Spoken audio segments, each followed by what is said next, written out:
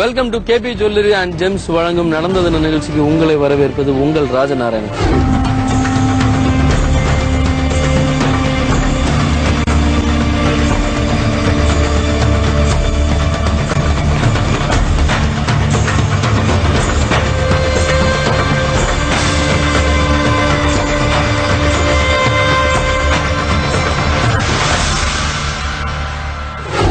ஒருத்தருக்குமே ஒரு ஆசை உண்டு.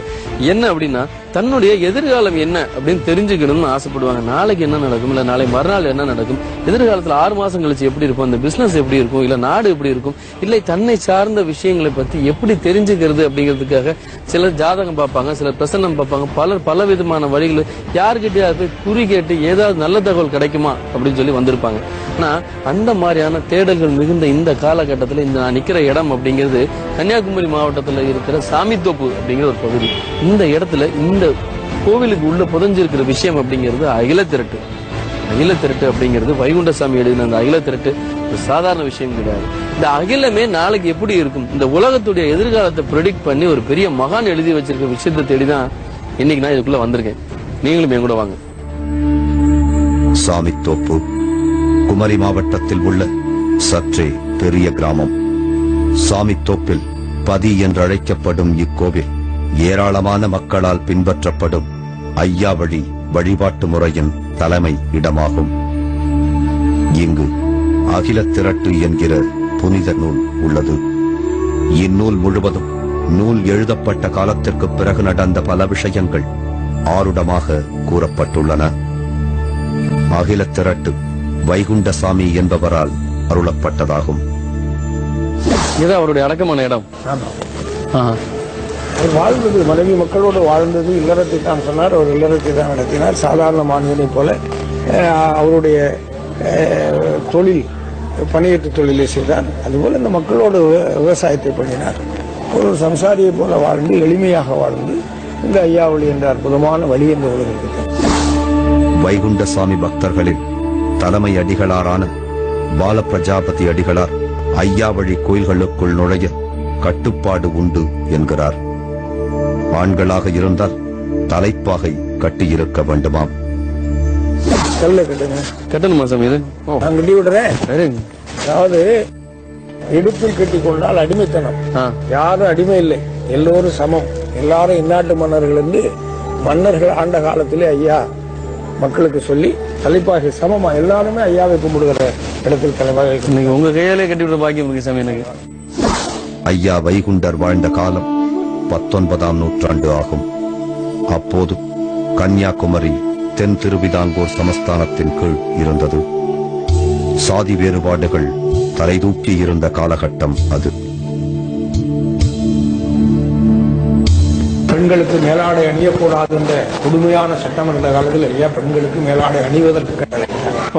ஆண்கள் இல்லாமல் வரக்கூடாது, பெண்கள் தாய்ச்சிலை இல்லாமல் வரக்கூடாது. பெண்கள் மேல போத்தி ஒருவேளை இந்த காலத்துக்கு தக்க சுடிதார்கள் இருந்தாலும் மேல துப்பட்டா இல்லாமல் அனுமதிக்க மாட்டேன். 1950க்கு முன்பு வரை இந்தியா முழுவதுமே சாதாரண மக்கள் கோவிலுக்குள் அனுமதிக்கப்படவில்லை. அதற்கு 100 ஆண்டுகளுக்கு முன்பே ஐயா வைகுண்டர் தன்னை கடவுளாகவே அறிவித்துக் கொண்டார். அவர் தன்னை வைகுண்டமாக பிரகடனப்படுத்திய பின்னால் 6 ஆண்டுகள் இந்த இடத்திலே தவம் இருந்தார். இந்த இடத்திலே அவர் தவம் இருக்கிற பொழுது இந்த வட்டாரத்தை ஆண்ட திருவிதாங்கூர் மகாராஜா திருவனந்தபுரத்தினுடைய அரசர் சுவாதி திருநாள் சுசீந்திரத்திலே வந்து முகாமிட்டிருக்கிறார். அப்படி முகாமிட்டிருக்கிற பொழுது இந்த இடத்தினுடைய வளப்பங்களை கேட்கிறார். அந்த காலம் கொடுமையான ஜாதி கோலோச்சிய காலம். ஒரு நம்பூதிரி உயர்ந்த ஜாதி என்று வரையறுக்கப்பட்டிருந்தால் அந்த நம்பூதிரியிடமிருந்து ஒரு நாட்டு பிராமின், அதாவது ஒரு குருக்கள் இத்தனை அடிக்கு தள்ளிதான் இருக்க வேண்டும். அவரிலிருந்து இத்தனை அடிக்கு அங்கே நாயர் இருக்க வேண்டும். நாட்டை ஆளுகிற உரிமை பெற்றிருந்த அந்த அரசனுடைய ஜாதி கூட இத்தனை அடி இடைவெளி. சுவாமி அதனால தானே முத்துக்குட்டி சுவாமி அப்படிங்கிறது அந்த வைகுண்டருடைய முதலுடைய பெயராக இருந்தது. ஐயா வைகுண்டர் தன்னை கடவுளாக அறிவித்த பிறகு எழுதப்பட்டதுதான் அகிலத்திரட்டு. தற்போது உலகம் முழுவதும் அடுத்து உலகில் என்ன நடக்கும் என்ற கேள்விதான் பரபரப்பாக விவாதிக்கப்படுகிறது. தான் வாழ்ந்த காலத்திற்கு பிறகு என்ன நடக்கும் என்பதை கணித்து வைத்திருந்தார் ஐயா வைகுண்டர். நாஸ்டாடமஸ் அப்படின்னு சொல்லுவாங்க. ஜெர்மனி நாட்டை சேர்ந்த நாஸ்டாடமஸ் தான் வேர்ல்டு ரொம்ப பெரிய லெவலில் ப்ரெடிக்ட் பண்ணியிருக்கிறதா சொல்லுவாங்க. அதுக்கு அடுத்து பாத்தீங்கன்னா நான் கேள்விப்பட்ட விஷயத்துல இன்னொரு விஷயம் என்னன்னா, வீர பிரம்மேந்திர சுவாமிகள் அப்படின்னு சொல்லிட்டு கடப்பால இருக்கிறார் பெரிய மகான். அவருடைய ஆண்டு காலம்ங்கிறது கிட்டத்தட்ட 400 ஆண்டு காலத்துக்கு முன்னாடி அவர் ப்ரெடிக்ட் பண்ண விஷயங்கள்லாம் ஓலைச்சுவடுகள் இருக்கிறதா சொல்றாங்க. பட் அதே மாதிரி அதை விட ரொம்ப முக்கியமா தமிழ்நாட்டுல இந்த அகில திரட்டு அப்படிங்கிற ஒரு விஷயம் எதிர்காலத்தை ப்ரெடிக்ட் பண்ணி அவ்வளவு விஷயங்கள் பொதிஞ்சிருக்காங்க. அதுல இருக்கிற ரகசியங்கள் என்ன இருக்கு சாமி? நான் தேடி வந்தது முக்கியமான காரணம் அப்படிங்கிறது இந்த அகில திரட்டுல இருக்கிற சூட்சமும் அதுல இருக்கிற விஷயங்களும் என்னன்னு தெரிஞ்சுக்க வந்திருக்கேன். பால பிரஜாபதி அடிகளார் எனது நோக்கத்தை புரிந்து கொண்டவுடன் கோவிலின் உள்ளே உள்ள ஓர் அறைக்கு அழைத்துச் சென்றார். இதுதான் அகில திரட்டா? இந்த எழுத்து பாக்கியம் தொடாத பொருளே அஞ்சாட்ட கிடையாது. தீண்டாமை ஒழிக்க வந்த ஒரு வைகுண்டர். எனவே அவர்களை தொடக்கூடாதுன்னு சொன்னா ஐயாவை எதிர்த்து தொடவில்லை என்ன ஆளுக்கு ஒரு இலக்கா கொண்டு போயிருவாங்க. இப்போ எனக்குள்ள இருக்கிற அந்த உணர்வுகளை விவரிக்க முடியாத ஒரு நிலையில நான் இருந்துட்டு இருக்கிறேன். என்ன அப்படின்னா, உலகமே தேடிட்டு இருக்கிற அகில திரட்டு அப்படிங்கறது வைகுண்டர் எழுதி வச்சது அப்படின்னு சொன்னாங்க. இந்த அகில திரட்டு இப்ப நம்ம திறந்து பார்க்க போறோம். அடிகளார் நமக்கு இப்ப திறந்து அதை காமிக்க போறாரு.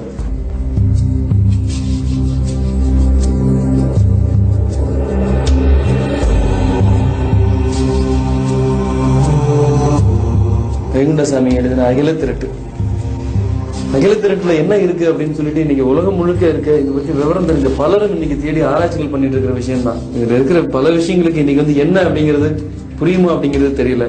சாமி இதுல ஒரு வரி படிச்சு பார்க்கலாம்னு நினைக்கிறேன். சித்தமுடனே செப்பி இரு என் மகனே, 1008 வாழும் தேவர்களுக்கும் சித்தமுடனே செப்பி இரு என் மகனே, புத்தியுடன் சிந்தித்திரு. 1008 திருமணம் இந்த நாட்டுல 1008 ஆலயங்கள். அந்த அங்க இருக்கிறதெல்லாம் தெய்வங்களாக தனித்தனியாக வழங்கப்படுகிறது. எல்லாம் ஒண்ணுதான். எனவே அங்கிருந்து நான் இதை வெளிப்படுத்துவேன் இருக்கேன். அகில திரட்டின் ஓலைச்சுவடி பாதிதான் இங்கே பாதுகாக்கப்படுகிறது. அகில திரட்டில் செய்யுள் வடிவில் அனைத்தும் சொல்லப்பட்டுள்ளன என்று நம்புகிறார்கள் ஐயா வழி பக்தர்கள்.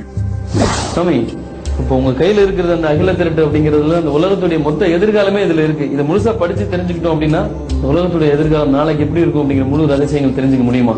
நிச்சயமாக முடியும். யாரும் இதில் சொல்லி இருக்கிற கருத்துக்கு ஈடுகளையாக உலகில் யாரும் இதுவரை சொல்லல. இந்த இதுக்குள்ள இருக்கு. நிச்சயமா காந்தியினுடைய வருகையை சொல்லியிருக்காருங்க. நாட்டில் ஒரு அனுமன் நல்லவனே நானைச்சி கோட்டை செய்மகனே கோமகனே உன்காலம் முறை தப்பி ஆண்ட புகடன் வெல்மீசன் குறை நோவு கொண்டு கூடப்பான் உன்காலம். என்ன அர்த்தம் சொல்லுங்க? விளக்கான இந்த நாட்டை முறை தப்பி ஆளுகிறார். நாட்டில் ஒரு அனுமன் காந்தி தூதன். அவர் தூது நடந்தார். இந்த கோயில் ராமநாமம் அவன் இறக்குற பொழுது ஒரு ராமானு செத்தானாலே அவன் அனுமானாக்கத்தான முடியும். யாரு அனவரதம் ஒரு பின்னர் கடத்தினுடைய பின்ன பொழுது கூட எந்த நாமத்தை வரும் சொல்ல சாகும் போது வர முடியும். அது தவறிட்டா போயிடும். அப்ப அவன் மூச்சு காட்டே ராமான்னு போயிட்டு இருந்ததுனால ராமானு செத்தாரு. துப்பாக்கி உள்ள சொல்லி தொலைத்தவன ஐயோ என் உயிரை காப்பாந்து சத்தம் போட்டாரா இல்லை. அவன் அனுப்பப்பட்டவன், அருளப்பட்டவன் காந்தி. அவன் ஆன்மீகவாதி. இந்த நாட்டில் இருந்த முறைதற்பை ஆண்ட அந்த ஆட்சி அதிகாரங்களை எப்படி முந்தையவங்கள் மாற்றினார்கள் அது கூட மாற்றினார். ஐயா எழுதியிருக்கிறார். ஐயா எழுதாததே கிடையாதுங்க. உலகம் முழுவதும் மதசார்பு ஆட்சியாளர்களே பெரும்பாலும் ஆண்டு வந்தனர். அந்த சூழலில் நாத்திக ஆட்சியாளர்கள் வரப்போவதாக முன்கூட்டியே கணித்திருந்தாராம் வைகுண்டசாமி. நிச்சயமா இப்ப என்னுடைய மனநிலை என்ன அப்படிங்கறது விவரிக்க முடியாத ஒரு பரவச நிலையில நான் இருக்கிறேன் அப்படின்னு சொல்லலாம். அதாவது இறைவனுடைய அரவணைப்புல இருக்கும்போது எந்த மாதிரியான சுகமா சந்தோஷமா சுதந்திரமா இருப்போமோ அந்த மாதிரி என் கையில போய் இது பிடிச்சிருக்கும் போது அப்படி ஒரு தெளிவான ஒரு உணர்வான ஒரு நிலையில நான் இருக்கிறதா நினைக்கிறேன். இன்னொரு பெரியாரை பற்றி சொல்லி இருக்கிறார் ஐயா. சொல்லுகிறார், இந்த உலகில் பல வேதங்கள் வரலாம். ஒரு வேதம் சிலுவை உலகமெல்லாம் போடுகிறார். சிலுவை போடுகிற கிறிஸ்தவ வேதம். ஒரு வேதம் தொப்பி வையமெல்லாம் போடுகிறார். தொப்பி போடுகிற இஸ்லாம். இதெல்லாம் உலகத்தில் பரவுது. அத்தருதி வேதம் அவன் சவுக்கம் போடுகிறான், குற்றம் உரைப்பான் கொடுவேதக்காரன். கடைசி வரக்கூடிய வேதம் என்றால் கடவுள் இல்லை என்று சொல்லுகிற வேதம். அவன் சவுக்கம்னா துண்டு. பைபிள், குர்ஆன், கீதை போல அகில திரட்டை ஐயா வழி பக்தர்கள் புனிதமாக கருதுகிறார்கள். தினமும் அகில திரட்டில் சொல்லப்பட்டதை பாடலாக பாடுகிறார்கள் அவரது பக்தர்கள்.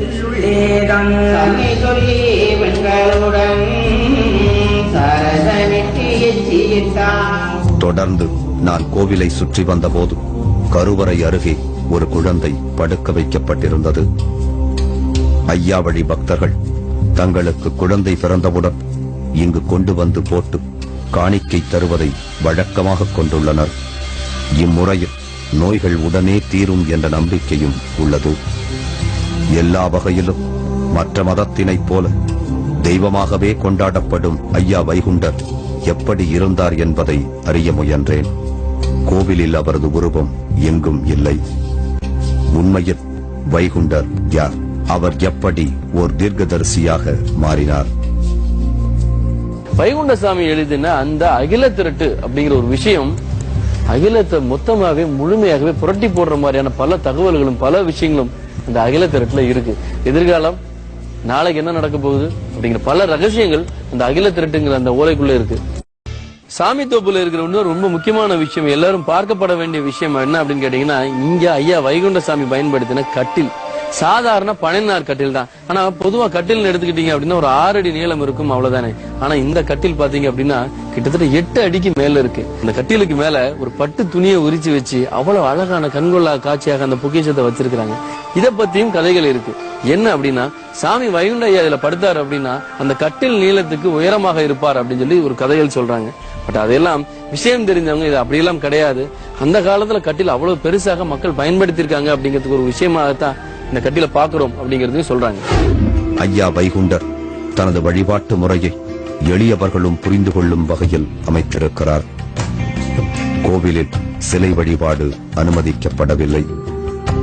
ஐயாவின் உருவமும் கோவிலில் இல்லை. தனக்கு பதிலாக கண்ணாடியை பார்த்து வணங்குமாறு கூறியிருக்கிறார் ஐயா வைகுண்டர். இந்த இடத்துல கண்ணாடி பிரதானமாக இருக்கு. இது என்ன, அதோடைய தத்துவம் என்ன இருக்கு? சாமியுடைய வழிபாடையே கண்ணாடியை நம்பினார். கண்ணாடியிலே காணுகிற உனக்குள்ளே மனிதன் எங்கே தேடுகிறான்? தெய்வத்தை உலகில் வெளியே தேடுகிறான். தெய்வம் உனக்குள்ளே இருக்காது. நீ உனக்குள்ளே பார். தோணிக்க சிந்தை துளங்கி வழி காட்டுவனால் காணிக்க எந்த இறை காட்டாதே. கடவுளை காணுவது காணிக்க கொடுத்து கடவுளை காண முடியாது. தோணிக்க ஒரு மனம் தோணி உன் சிந்தை துளங்கி உனக்குள்ளே காணும். நீ வெளியேற்றி பார்க்காதே, உள்ளே பார். கண்ணாடி அப்படிங்கறதோட இது தாத்பரியம் அப்படிங்கிறது நமக்குள்ள உங்களுக்குள்ள ஐயாவுக்கு தனி வடிவமைக்க கூடாது. அவருடைய உருவத்தை எழுத்தாலோ இல்லை சித்திரமாகவோ சிற்பமாக வைத்து வழங்க அனுமதிக்கிறது. கோவிலில் எங்குமே உண்டியல் கிடையாது. கட்டணம் வசூலிக்கப்படுவது இல்லை. யாருக்கும் சம்பளமும் கிடையாது. அனைத்தும் பணிவிடை மட்டுமே. இந்த மண் ஐயாவுடைய காலடி காமாளர்கள் பொழுது அவர்கள் அதுவும் எடுத்துக்கொள்ளும். வருகிறவர்களுக்கெல்லாம் நாமும் தொட்டு சாதனம். இது எதற்கென்றால் தீண்டாமை கூடாது. ஆச்சாரியன் போடுவான், பக்தன் அப்படி அல்ல. ஆச்சாரியனுக்கும் தொழுகிறவனுக்கும் தொழப்படுகிறவனுக்கும் வித்தியாசம் இல்லை. சிவ சிவ சிவ சிவா அரகர அரகர சிவ சிவ சிவ சிவா அரகர அரகரா ஐயா சிவ சிவ சிவ சிவா அரகரா அரகர சிவ சிவ சிவ சிவா அரகரா அரகரா. இதோட இது என்ன சமையல்? ஐயாவே சிவன் விஷ்ணு ரெண்டும் ஒண்ணுதான். ஒரு ஆள் சொல்லி விடுவாங்க, திருப்பி சொல்லுவாங்க. அது ஐக்கியம் இருக்கும் இல்லையா? அப்ப அதே ஒரு பிரார்த்தனை தான். குழந்தைகள், பெரியவர்கள், வயது வித்தியாசம், ஆண் பெண் பேதங்கள் எல்லாருமே சுத்திக்க முடியும். அவங்க அந்த தெளிவும் தூய்மையும் போதும், தெய்வீகம் கிடைக்கும். வைகுண்டரை மக்கள் தெய்வமாக ஏற்று வணங்கிக் கொண்டிருந்த காலத்தில்தான் திருவிதாங்கூர் சமஸ்தானம் வைகுண்டரை முற்றிலுமாக ஏற்க மறுத்தது. சாமி தோப்பிலே ஒரு சாணா, ஒரு பனியேறி தன்னை சாமி என்று சொல்லிக் கொண்டிருக்கிறார். உயர்ந்த அதிகாரிகள் அங்கே கொடுக்கிறாங்க. அரசனிடம் பிராது வைக்கிறார். அரசனுக்கு ஒண்ணுமே தெரியாது. அவன் கேட்கிறான், மந்திரி பிராதிகளை எல்லாரையும் கொண்டு கேட்கிறான், என்னப்பா இப்படி ஒரு சாமியை சொல்லலாம் எப்படி? அப்ப அவனே அவனுக்குள்ளே ஒரு தேர்வு செய்து கொள்கிறான். ஒருவேளை தெய்வம் கலியுகத்துக்கு பிறப்பதானால் போத்தி, நம்பூதிரி, பிராமண குலங்கள் விட்டு கடவுள் வந்தால் உயர்ந்த ஜாதியில் வருவான். இப்படி தீண்டாத அன்றாட அங்கிருந்து எப்படி வர முடியுமா என்று ஒரு கேள்வி வைக்கிறான். பார்ப்பவன் அவன் புறப்படுகிறான். அவன் பரிவாரத்தை அனுப்புகிறான். வைகுண்டர் சாதாரண மக்களை ஏமாற்றுவதாக குற்றம் சாட்டப்பட்டு கொடூரமான சோதனைக்கு உட்படுத்தப்பட்டார். முதலாக அவருக்கு விஷம் கொடுக்கிறார் அரசன். விஷம் கொடுக்கிற பொழுது வைகுண்டசாமி விஷத்தை வாங்கி பாலந்து அருந்துகிறார். அந்த விஷம் அவரை ஒன்று செய்யவில்லை. சுண்ணாம்பு நீற்றக்கூடிய காலவாயலுக்குள்ளே ஐயாவை கொண்டு அடைக்கிறார். கடுவாய் கூட்டுக்குள்ளே, கடுவாய் என்றால் புலி, புலிக்கூட்டுக்குள்ளே, பசித்த புலிக்கூட்டுக்குள்ளே அடைத்து அவரை சோதித்து பார்த்தார். ஐயாவை பார்த்து அந்த புலி வணங்கி தொழுது அவர் காலடியில் விழுந்து கிடக்கிறார். வைகுண்டருக்கு வைக்கப்பட்ட அத்தனை சோதனைகளும் பயனற்று போகவே அன்றைய திருவிதாங்கூர் சமஸ்தானமே அதிர்ந்து போனதாக கூறுகிறார் பால பிரஜாபதி அடிகளார்.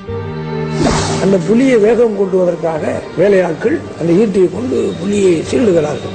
அப்பொழுது அந்த புலி அந்த ஈட்டியினுடைய அந்த மரப்பகுதியை கடித்து பிடிக்கிறது. இந்த ஏவலர்கள் முடிந்த அளவுக்கு வேகம் கொடுத்து இழுக்கிறார். திடீரென்று விட்டு விடுகிற பொழுது அரச குரு அன்று பொறுப்பில் இருந்தவருடைய வயிற்றில் பட்டு அது சலிந்து கீழே விழுகிறது. விழுந்த உடனே அரசன் கண்ணை பொத்திக் கொள்கிறார். ஐயோ, 1000 பசுவை கங்கை கரையில் அடித்தாலும் கூட அடுக்காத பழிபாகத்தை நான் ஏற்றுக்கொண்டேனே, எனக்கு ஆபத்து, ஐயோ நடக்கக்கூடாது, இவரை விட்டு விடுங்கள் என்று சொல்லிவிட்டு ஓடும். ஐயா வைகுண்டர் தனக்கு நடந்த சோதனைகளுக்கு பிறகு மக்களின் சமூக விடுதலைக்காகவும் போராடத் துவங்கினார். அப்போது எதிர்காலம் குறித்து ஏராளமான அருடங்கள் அவரால் சொல்லப்பட்டன. 112 அதாவது கொல்லமாண்டு 112ஆம் ஆண்டு ஆலய பிரவேசம் திருவிதாங்கூர் மகாராஜா இந்தியாவிலே முதலாக அனுமதித்தார். அதை சொல்லி வைத்திருக்கிறார். 112 ஒடிப்பேர் ஒரு ஆண்டதிலே 1008 ஆன திரு மண்டபத்தில் நான் என்னுடைய அனுமதி அனுப்பி அவன் தூதுவனாக சென்று அவன் அதற்கான வழிகாட்டுவான் என்று காந்தி அதற்கும் காந்தியை சொன்னார். இன்று ஐயா வைகுண்டர் இருவேறு விதமாக பார்க்கப்படுகிறார். கேரளத்தினுடைய கலாச்சார மையம் சுவாமிதோப்பு என்று அரசு அறிவித்திருக்கிறது. கேரள நவோதானத்தினுடைய பிதாமகர் ஐயா வைகுண்டர். கேரள நவோதானம் என்றால் மறுமலர்ச்சி. மறுமலர்ச்சியினுடைய தந்தை ஐயா வைகுண்டர். அதே நேரத்தில் பக்தர்களால் தீர்க்கதரிசியாக பார்க்கப்படுகிறார் வைகுண்டர்.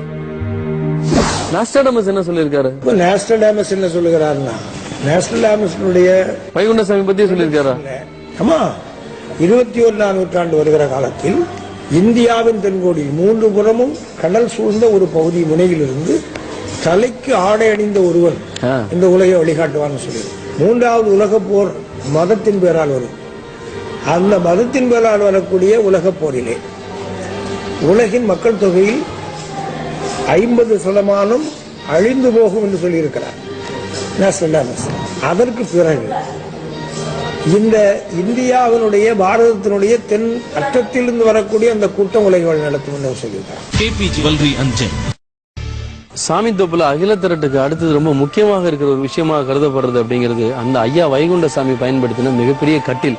சாதாரணமா கட்டில் அப்படின்னு எடுத்துக்கிட்டீங்க அப்படின்னா ஒரு 6 அடி இருக்கும், இல்ல 6.5 அடி நீளம் தான் இருக்கும். ஆனா இந்த கட்டில் அப்படிங்கிறது கிட்டத்தட்ட 8 அடி நீளத்துக்கு மேலேயே இருக்கு.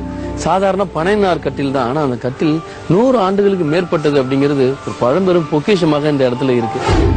ஐயா வைகுண்டரின் சன்னதிக்கு வந்தால் நினைத்த காரியம் நடக்கும் என்ற நம்பிக்கை பரவலாக உள்ளது. இதனால் ஏராளமான முக்கியஸ்தர்கள் வருவதாக கூறுகிறார் பால பிரஜாபதி அடிகளார். முக்கியஸ்தர்கள் என்று சொன்னால் முதலாக வந்து திருவிதாங்கூர் மகாராஜா ஐயாவை சிறைபிடித்து கொடுமைப்படுத்திய அந்த சுவாதி திருநாளுடைய வழி வந்தவர். அப்ப சுவாதி திருநாள் அரசர் ஐயாவை சிறைபிடித்திருந்த காலத்தில் ஐயா சொன்னார், உன்னுடைய கடைசி மன்னன் முடிவுறந்து என் அடிதழுவான் என்று சொன்னார். அதுபோல ராஜா என்ற அந்தஸ்தை இழந்து இந்த நாட்டினுடைய ஒரு பிரஜையாக ராஜ பிரமுகராக பதவியில் இருக்கிற காலத்தில் 1956 மகாராஜா அவர்கள் வந்தார். அதற்கு பிறகு வந்தால் பெருந்தலைவர் காமராஜர் வந்திருக்கிறார், தங்கி இருக்கிறார், அத்வானி வந்திருக்கிறார். இதையெல்லாம் விட சிறப்பு யார் என்று கேட்டால் ஒரு சாதாரண அளவில் இருக்கிற பலத்தோடு இங்கு வந்து ஐயாவை வணங்கி சென்று பாத யாத்திரையாகவே கன்னியாகுமரி வருகிற முதல் இங்கே தங்கி உணவருந்தி சென்ற சந்திரசேகர் அவர்கள் பிரதமரான ஆன பிறகு அவர் எங்களை சந்தித்து மகிழ்ச்சி தெரிவித்தார். இங்கு கன்னியாகுமரிக்கு வருகிற பொழுது அதற்கு பிறகு எடுத்துக்கொண்டால் இப்பொழுது நம்முடைய தமிழக முதல்வர் அம்மா அவர்கள் அவங்க வந்தாங்க. என்ன ஃபீல் பண்ணாங்க, என்ன சொன்னாங்க? வென்றார்கள். வந்தார்கள் வென்றார்கள். நிச்சயமாக உலகினுடைய ஆன்மீகத்தினுடைய மையம் இதுதான். எதிர்காலம் உலகை நிர்ணயிக்கிற நிர்ணய சக்தி இங்கே தான் இருக்கிறார். அதனால அம்மையாரை நிர்ணயித்து ஐயா அதில் எந்த ஐயப்பாடும் இல்லை. ஐயாவிடம் வந்து வெறுங்கையோடு யாரும் போனதில்லை. இந்த இடத்துக்கு வர்றவங்க எல்லாம் ஐயா வைகுண்டர் என்ன வாக்கு சொல்றாரு அப்படின்னு கேட்கறதுக்காக காத்திருப்பாங்க. அதே மாதிரி நாட்டுடைய எதிர்காலத்துக்கு ஐயா வைகுண்டருடைய வாக்கு அப்படின்னு அகில திரட்டுல என்ன இருக்கு? பாவியராய் மன்னர்களும் பாசாங்கு மந்திரியும் வெளிவேஷக்காரர்கள் இந்த உலகிலே மேன்மையடைவார்கள். கள்ளருக்கு வாழ்வு காணும் அதுபோல் என்று சொன்னார். அதாவது ஏமாற்றுக்காரர்கள் ஏற்றம் பெறுவார்கள். ஆனால் அதற்கு அப்பால் நல்லோருக்கு வாழ்வு நாளும் சிறந்திருக்குன்னு சொல்லியிருந்தார். எனவே இறுதி வந்து ஒரு மாற்றம். நான் பெரிது நீ பெரிது நிச்சயங்கள் பார்ப்போம் என்று வான் பெரிது அறியாமல் மாழ்வார் வீழ்மையிடம். மீண்டும் அடுத்த வாரம் இதே மாதிரி மற்றும் ஒரு வித்தியாசமான